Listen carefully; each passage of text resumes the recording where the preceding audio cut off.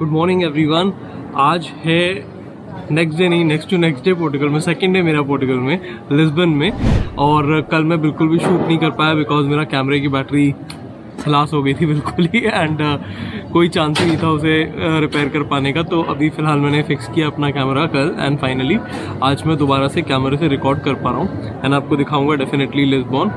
बहुत सारा कुछ यहाँ से पोर्टुगल से आने वाला है आपके लिए।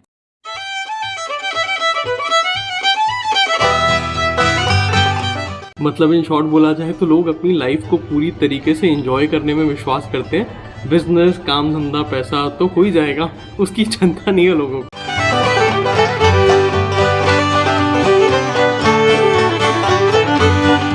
तो मेरा एम्पनाडा आ गया है। ये एम्पनाडा, ये बिल्कुल मुझे फ्राइड मोमोज की तरह लग रहा है। अभी खा के बताता हूँ।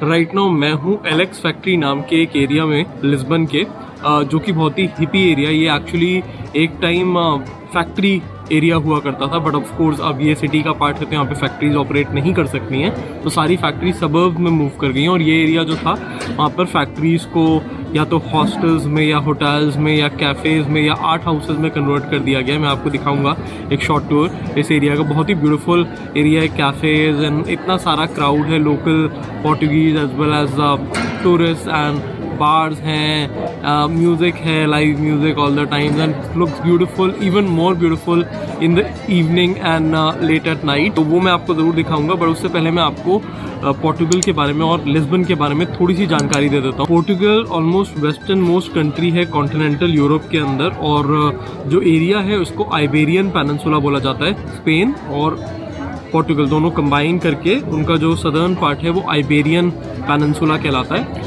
तो जो टेम्परेचर है वो काफ़ी माइल्ड रहता है यहाँ पर through out the year, because सारी कंट्री के अलॉन्ग ही सी है, अटलांटिक सी। और विंटर्स में भी यहाँ पर टेम्परेचर 5 से नीचे यूजुअली नहीं जाता है। इनफैक्ट समर्स यहाँ पे बहुत ही प्लेजेंट है। राइट नाउ जून के महीने में यहाँ पर टेम्परेचर चल रहे हैं मिड 20s के अंदर, ब्रीज है, बहुत ही ब्यूटीफुल वेदर है। लिस्बन सिटी इटसेल्फ जो है वो हिल्स पे बसी हुई है, इसे सिटी ऑफ 7 हिल्स भी बोलते हैं। रोम भी सिटी ऑफ 7 हिल्स है, और शायद एथेंस में भी 7 ही हिल्स हैं। तो हिली एरिया है। सारी सिटी यूरोप में आइदर रिवर पे या सी कोस्ट पे या हिल्स पे होती है। यहाँ पे तीनों है। यहाँ पे एक रिवर भी है, टागस रिवर, सी भी है, बीचेस भी हैं यानी कि, और उसके साथ साथ पहाड़ भी हैं। सारी सिटी पतली पतली सड़कें हैं, कॉबल्ड स्ट्रीट, बहुत पुरानी और बहुत ही हिस्टोरिक सी फीलिंग भी है। और अब बहुत सारा मॉडर्न एरिया भी बन चुका है मेट्रोपॉलिटन लिस्बन के अंदर। 2.5 मिलियन लोग रहते हैं यहाँ पे, यानी कि 25 लाख लोग almost, which makes it the 11th biggest metropolitan area in the whole of Europe. Portugal की भाषा है पोर्टुगीज, जो कि कुछ स्पेनिश जैसी ही है, बट ऑफ कोर्स सेम नहीं है, अलग है। और इनकी सबसे बड़ी कॉलोनी एक समय ब्राज़ील हुआ करती थी। इनफैक्ट भारत से भी एक रिलेशनशिप है पोर्टुगल का, बिकॉज गोवा जो बहुत ही पॉपुलर टूरिस्ट डेस्टिनेशन है इंडियंस और फॉरेनर्स के बीच में, वो एक समय पोर्टुगीज़ कॉलोनी हुआ करती। इनफैक्ट वेस्टर्न वर्ल्ड में यानी कि यूरोप में इंडिया को फाइंड करने का श्रेय ही एक पोर्टुगीज़ को जाता है, वास्को डा गामा, जो 1497 में आई थिंक पे लैंड किए थे। यहाँ आने के बाद मैं काफ़ी सरप्राइज हुआ कि यहाँ पे बहुत सारे Portuguese, at least the young Portuguese जो हैं वो एटलीस्ट लिस्बन के एरिया में, जो कि कैपिटल सिटी है, काफ़ी इंग्लिश बोल लेते हैं, काफ़ी फ्लुएंटली इंग्लिश बोल लेते हैं। मैं ये एक्सपेक्ट नहीं कर रहा था, बिकॉज मैं इससे पहले इटली, ग्रीस, स्पेन और भी बहुत सारी यूरोपियन कंट्रीज़ में जा चुका हूँ, जैसे फ्रांस एक्सेट्रा। वहाँ लोग बिल्कुल प्रीटी मच बहुत कम इंग्लिश बोलते हैं। इवन यंग लोगों में प्रोफिशेंसी इतनी हाई मुझे नहीं मिली जितनी मैंने यहाँ पे पाई, तो मुझे बड़ा इम्प्रेसिव लगा। एंड इकोनॉमी की बात करूँ तो आजकल पोर्टुगल की इकोनॉमी उतनी ग्रेट नहीं है। एक समय गोल्डन एरा था पोर्टुगल का, जब इतनी सारी कॉलोनीज़ पोर्टुगल के पास थी, और उनसे उन्होंने बहुत सारी वेल्थ एक्सट्रैक्शन की, जैसे ज़्यादातर कॉलोनियल एरा में यूरोपियन कंट्रीज़ ने किया। बट उसके बाद there has been a gradual decline. In fact last 20 years में इतना बुरा टाइम भी आया था पोर्टुगल का कि they had to cut down on social security measures etcetera austerity बोलते हैं जिसको। और यहाँ पे काफ़ी अनएम्प्लॉयमेंट थी। आज भी वेजेस बाकी यूरोप के कंपैरिजन में यहाँ पर कम है, और इसलिए कॉस्ट ऑफ लिविंग भी रिलेटिवली कम है यहाँ पर। तो टूरिस्ट के लिए मैं नहीं कहूँगा, यहाँ पर टूरिस्ट एकोमोडेशंस और जो कैफ़ेज़ रेस्टोरेंट्स में खाने पीने का प्राइसेस हैं वो काफ़ी हाई हैं, बिकॉज सबसे ज़्यादा बड़ा ड्राइवर यहाँ की इकॉनमी में प्रेजेंट डे में टूरिज़्म ही है। बहुत ज़्यादा टूरिस्ट यहाँ पर आते हैं। इनफैक्ट इनकी इकॉनमी का 20% ऑलमोस्ट टूरिज़्म से ही चलता है। टूरिज़्म इंडस्ट्री है वो इस बात से आप गेस कर सकते हैं कि पोर्टुगल की टोटल पॉपुलेशन खुद 10 मिलियन की है केवल, पर जो यहाँ पे इंटरनेशनल टूरिस्ट आते हैं हर साल वो 4 मिलियन है। सबसे ज़्यादा टूरिस्ट का प्रोपोर्शन जो है वो यहाँ पर बाकी यूरोपियन कंट्रीज से आता है, स्पेशली यूके और बाकी जो नॉर्दर्न यूरोप में कंट्री हैं, बिकॉज यहाँ का टेम्परेचर जो है वो बहुत माइल्ड है, वो लोगों को पसंद आता है। सन, सी एंड सैंड यूरोपियंस को पसंद होती है, तो यहाँ पे तीनों भरमार है। पूरे 365 डेज यहाँ पे pretty much सनी रहता है। लिस्बन के बाहर और जो सेकेंड बिगेस्ट और थर्ड बिगेस्ट सिटीज़ हैं उनका नाम है पोर्तो और फारो, वो भी बहुत ही लेड बैक और रिलैक्स्ड लाइफस्टाइल के लिए जानी जाती है। पोर्टुगल जाना जाता है काफ़ी रिलैक्स्ड लोगों के लिए, एंड लोग हमेशा आपको स्माइलिंग मिलेंगे, यहाँ पर वेलकमिंग मिलेंगे, तो आपको बहुत मज़ा आएगा अगर आप यहाँ पर एज अ टूरिस्ट आ रहे हैं। तो बहुत ही टूरिज़्म फ्रेंडली कंट्री है ये। पूरी यूरोप में पोर्टुगल को सबसे ज़्यादा इमिग्रेशन वेलकमिंग कंट्री भी माना जाता है।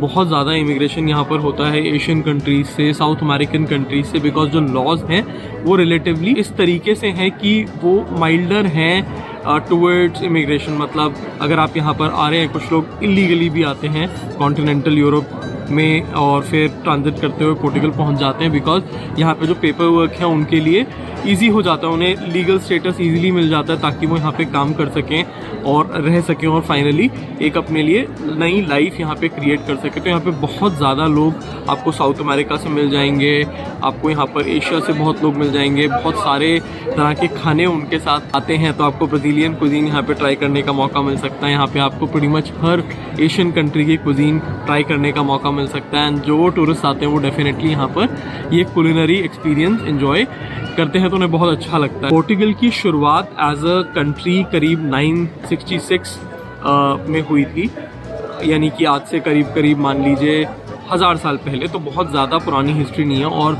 इस हिस्ट्री में उन्होंने बहुत सारी वॉर्स लड़ी, स्पेशली स्पेन के साथ, to protect their individual identity as a separate country.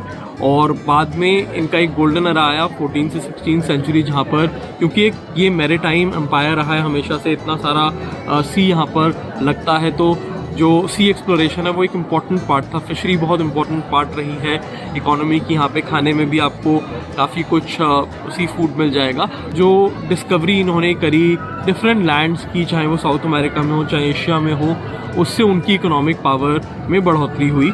और जो लिस्बन शहर है वो इटसेल्फ बहुत ज़्यादा पुराना नहीं है, 14-15 सेंचुरी से शायद इसकी डॉक्यूमेंटेड हिस्ट्री। और इनफैक्ट 1755 में यहाँ पर एक मेजर अर्थक्वेक आया था, फॉलोड बाय सुनामी, बिकॉज सी में एपिसेंटर था, तो सुनामी भी आई और उसमें प्रीटी मच ये पूरा शहर तबाह और बर्बाद हो गया था। ज़्यादातर पॉपुलेशन वाइप आउट हो गई थी, सारे स्ट्रक्चर्स जो थे वो डिस्ट्रॉय हो गए थे, एंड ज़्यादातर चीज़ें वहाँ से रीबिल्ड की गई हैं। तो इससे पुराना आपको कम ही कोई बिल्डिंग यहाँ पर मिलेगी। इनफैक्ट आपको ये जान के शायद कुछ हैरानी भी होगी कि एक समय जो आइबेरियन पेनिनसुला था, जो मैंने बात करी कि सदर्न पार्ट है पोर्टुगल और स्पेन का, वो एक्चुअली मुस्लिम एम्पायर का पार्ट हुआ करता था। इस्लाम यहाँ पर मेजर रिलीजन हुआ करता था।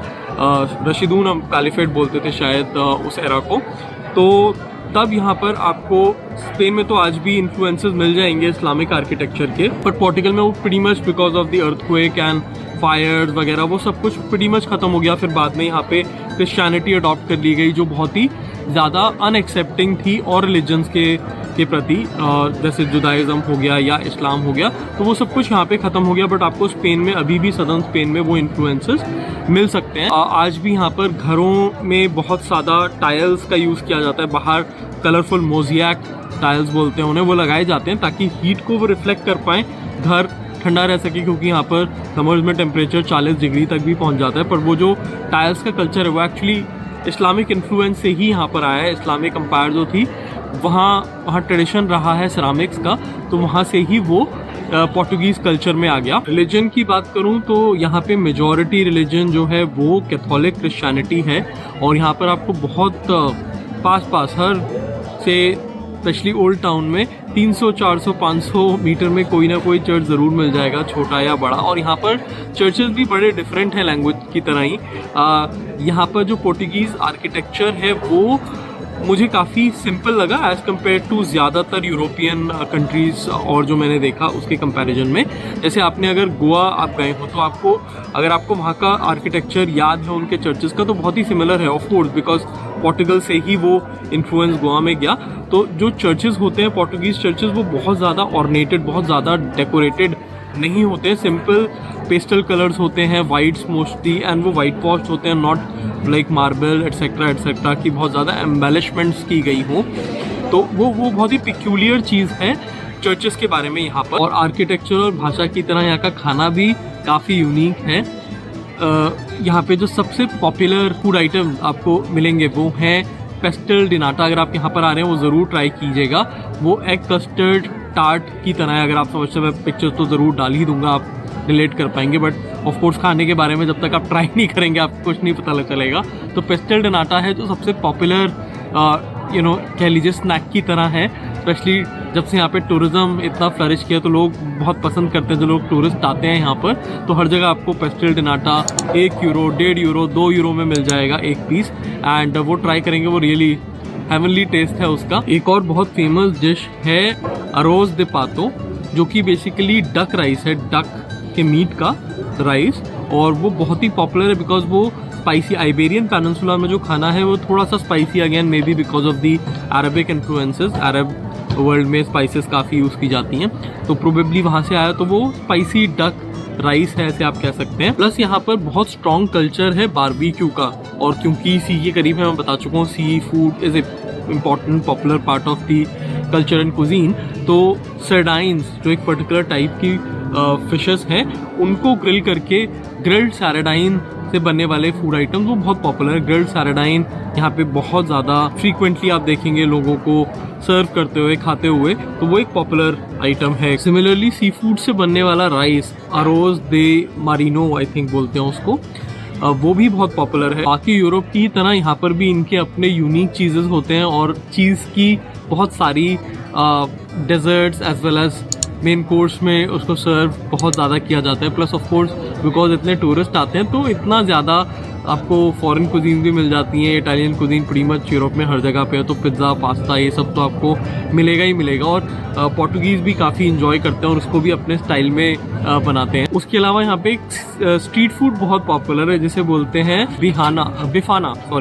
तो बिफाना एज अ स्ट्रीट फूड यहाँ पे बहुत पॉपुलर है, जो कि एक सैंडविच होता है जिसके अंदर मीट डाला जाता है। वो मीट किसी भी टाइप का हो सकता है, यूजुअली चिकन होता है आई थिंक, आप चेक कर लीजिएगा। एंड वो यहाँ पे बहुत ही पॉपुलर, बहुत ही हैवी होता है वो, और लोग बिकॉज ड्रिंक काफ़ी करते हैं, वाइन का कल्चर बहुत ही स्ट्रॉन्ग है। इनफैक्ट पोर्टुगल की फोर्थ वाइन बोली जाती है, वो बहुत ज़्यादा पॉपुलर है, मेजर एक्सपोर्ट है यहाँ पर। टूरिज़्म के बाद एग्रीकल्चरल एक्सपोर्ट्स ही यहाँ पर डोमिनेट करते हैं। तो फोर्थ वाइन उसके साथ में अगर आप हैवी मीट खा रहे हैं तो वो इट बैलेंसेस, तो इसीलिए वो बहुत ज़्यादा पॉपुलर है। तो लोग जब नाइट आउट कर रहे होते हैं, they drink a lot, and वो बिफाना हर जगह अवेलेबल होता है। सस्ता भी आपको 1 से 2 यूरो के बीच में मिल जाएगा, मैक्सिमम 2.5 या 3 यूरो, एंड आप उसको खा ले तो मतलब पीपल से they are able to drink more which they enjoy. तो यहाँ के कल्चर में बिफाना बहुत ही इंपॉर्टेंट है, स्पेशली यंग लोग जो है पार्टी गोअर्स, वो तो डेफिनेटली बिफाना डेफिनेटली बहुत इन्जॉय करते हैं। और अगर आप वेजिटेरियन हैं तो आपको बहुत सारे सूप्स यहाँ पे मिल जाएंगे, बहुत तरीके के और बहुत अच्छे। इसके अलावा सैलड्स हैं, सैंडविचेस हैं, बट हाँ बाकी यूरोपियन कंट्रीज़ की ही तरह यहाँ पर आपको थोड़ी सी लेसर सिलेक्शन मिलेगी लोकल कुजीन में प्योर वेजिटेरियन फूड की। But the good news is that कि बिकॉज यहाँ पे बहुत सारे इंडियन, पाकिस्तानी, बांग्लादेशीज़ हैं, वो बहुत सारे रेस्टोरेंट्स भी रन कर रहे हैं, तो आपको इंडियन फूड बहुत ही ईजिली मिल जाएगा। बहुत सारे रेस्टोरेंट्स हैं, बहुत अच्छे रेस्टोरेंट्स हैं, ऑथेंटिक इंडियन आपको फ्लेवर मिल जाएगा, एंड बहुत एक्सपेंसिव भी नहीं है। मैंने जैसे बोला इन जनरल भी फूड यहाँ एक्सपेंसिव ही है, तो इंडियन फूड आपको 10 से 15 यूरो के बीच में पर पर्सन आई थिंक ईजिली आप बहुत अच्छी क्वांटिटी का, अच्छी वैरायटी का खाना खा सकते हैं इंडियन, अगर आपकी चॉइस इंडियन खाना खाने। उसके अलावा सुपरमार्केट्स में भी आपको बहुत तरह का खाना मिल जाएगा, तो अगर आप रेस्टोरेंट में नहीं खाना चाहते या ऑन द गो कुछ पिकअप करना चाहते हो तो मे बी सुपरमार्केट से आप चीपर ऑप्शंस ढूंढ सकते हैं, and that will make your trip more affordable. Lisbon से शुरुआत करके इस सीरीज़ में मैं जाऊंगा पोर्टो, और आपको मिलाऊंगा कुछ बहुत ही इंटरेस्टिंग लोगों से, बहुत सारी जानकारी होगी पोर्टुगीज़ कल्चर, हिस्ट्री, ट्रेडिशंस के बारे में। उसके अलावा बहुत सारी off the beat less touristy जगहें और चीज़ें भी करेंगे एंड कोशिश करेंगे कि लोकल लोगों से ज़्यादा इंटरेक्ट कर पाएँ। तो देखते रहिए, जुड़े रहिए अक्षर डिस्कवर्स द वर्ल्ड के साथ एंड ये सीरीज़ और भी इंटरेस्टिंग होने वाली है। आपसे बस इतनी सी अपील है कि ज़रूर चैनल को सब्सक्राइब कर लीजिए अगर आपने अभी तक भी नहीं किया है, और अगर आपको रियली कंटेंट अच्छा लग रहा है तो ना सिर्फ लाइक कीजिए बट मुझे बताइए ज़रूर कि क्या चीज़ है जो आपको अच्छी लगती है, क्या चीज़ है जो मैं और बेहतर कर सकता हूँ। मेरी कॉन्स्टेंटली कोशिश रहती है कि कुछ नया, कुछ अलग, कुछ बेहतर किया जाए in terms of how things are being shot, in terms of how it's being told as a story, in terms of is being shown at all on the camera. So अगर मेरी कोशिश आपको पसंद आ रही है तो ज़रूर थोड़ी सी हौसला अफजाई के लिए कमेंट एंड लाइक करिए। उससे बहुत आपके बारे में जानने की का मौका मिलता है, बट मोर इम्पोर्टेंटली एक सपोर्ट मिलता है कि हाँ भाई जो मैं कर रहा हूँ वो डेफिनेटली प्रोबेबली सही है एंड आपको पसंद आ रहा है, तो मैं डेफिनेटली और ज़्यादा उसको करूँ एंड आप तक और भी बेहतरीन कंटेंट पहुँचाता रह सकूँ। तो करता हूँ कि बहुत जल्दी आपसे बहुत सारी चीज़ें मुझे जानने सीखने को कमेंट्स में मिलेंगी, तो कमेंट लिखने में शर्माइए मत। Looking forward to it.